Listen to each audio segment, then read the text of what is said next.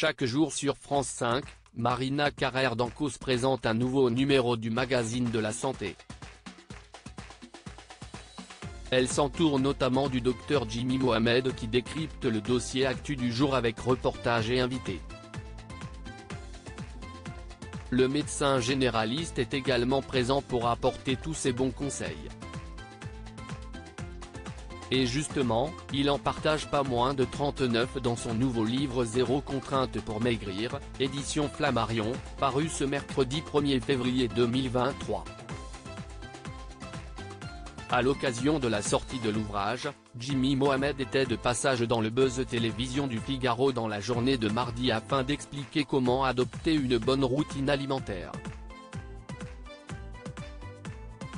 Et tout d'abord, celui qui intervient dans Touche pas à mon poste a fait la différence entre le bon et le mauvais sucre. Il y a deux types de sucre, ceux qu'on trouve dans les fruits et qui ne posent aucun problème et ceux transformés dans des gâteaux par exemple. Si vous remplacez cookies et crème glacée par des fruits en quantité illimitée, vous ne prendrez pas de poids, assure-t-il. Jimmy Mohamed prône à la place le vinaigre, un produit brûleur de graisse. Quand on en prend 2 cuillères à soupe par jour, ça permet en 3 mois de perdre entre 2 et 3 kilos. Attention, ce n'est pas un produit miracle non plus, prévient-il néanmoins. Le praticien de 34 ans a par ailleurs loué les bienfaits du jeûne intermittent qui consiste à ne pas manger pendant plus de 12 heures. Une pratique dont il est lui-même adepte et qui lui a fait perdre une dizaine de kilos, sans régime.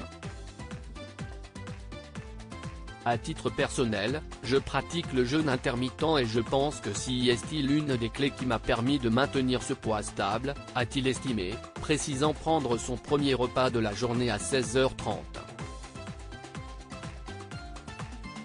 Selon lui, l'une des raisons de se mettre au jeûne serait une question de santé.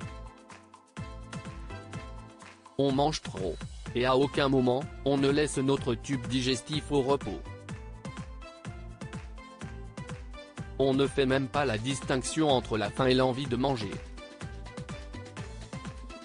Les études montrent que le jeûne intermittent favorise la perte de poids et le gain d'énergie, a-t-il fait savoir.